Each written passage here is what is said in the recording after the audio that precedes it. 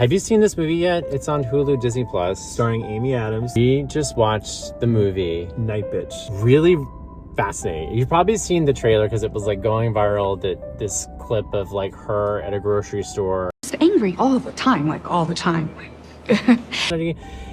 That is just like one part of her mind basically that's happening. And we thought it would be really interesting to talk about what we thought of Nightbitch from a two dads point of view. Welcome, I'm Brett. And I'm Steven. And we're the Broadway Husbands. And if you like to see content around two dad family and what it means to be former Broadway actors who are now parents, who are pursuing their next path in life, make sure you subscribe and please leave a comment down below and let us know what you'd like to see here.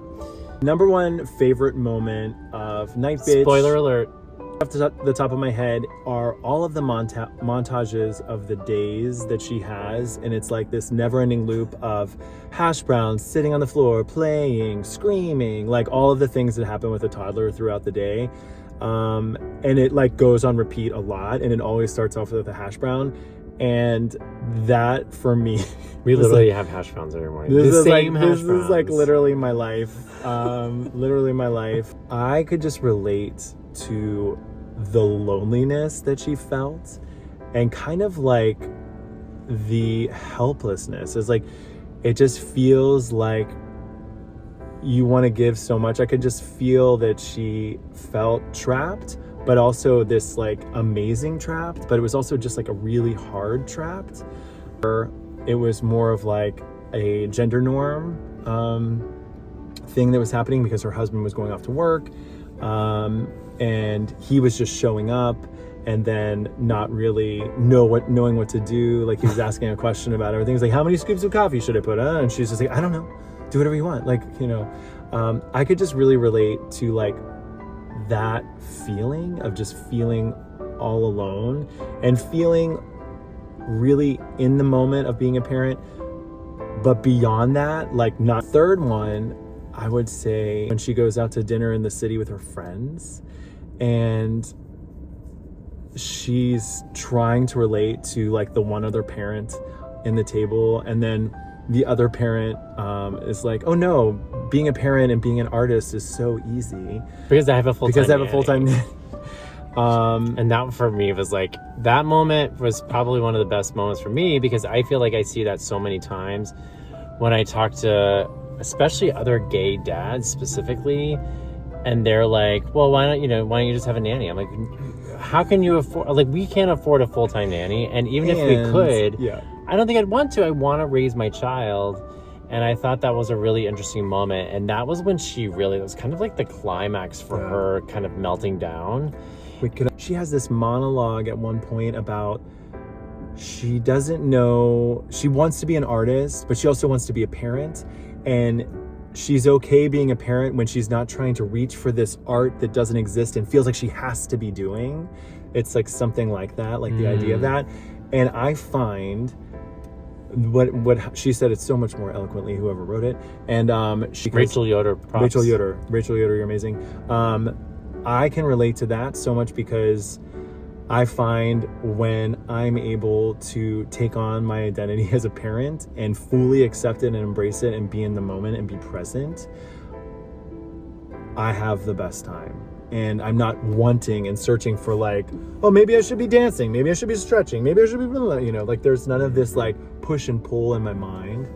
Go, Brett. Yeah, I thought the dinner scene was really prolific to me because it was sort of her going back and being with her old identity in a way, which I think is always the hard part when you're a parent. Of your identity shifts when you become a parent, no matter what. And I thought it was interesting that when she asked this other parent, has your identity shifted at all? And she's like, no, I haven't had to change my identity because I have someone raising my child for me, which is what it feels like when I hear somebody say they have a full-time nanny.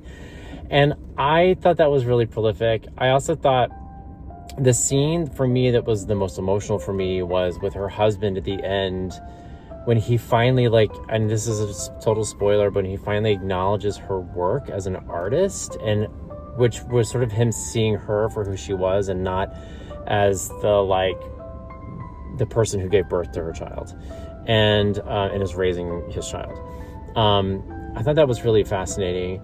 But for me, I think the biggest takeaway that I found was how relatable it was for me as a parent watching her journey, even though I hear so many times, like, I can't relate to, of course, the gender norms of a woman, and I can't relate to the biological, like, shift that happens from carrying a child and what happens postpartum in recovery. I can't identify with that. I didn't have to do that physically, but I definitely related to so much of what she was experiencing in the isolation and the loneliness and the search for who she is and how to support her son and, you know, support her husband, and the communication gap that they kept running into as a couple, you know, because we run into that constantly where it's like, well, I wish you would just told me that's what you wanted.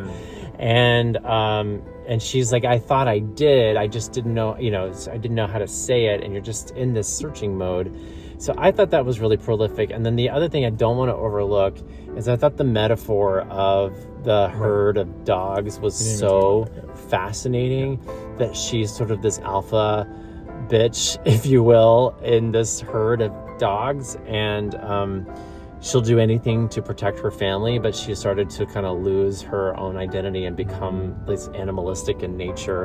And there are days when you're days and days and days where you just become so tired and so forgetful and just like you don't take it, you know, you just feel dirty, and you're like, last night held my hand out when my son vomited in my hand, you know, and it's just so animalistic in a way, you know, and you just do it. And I think that that's really truthful for parents.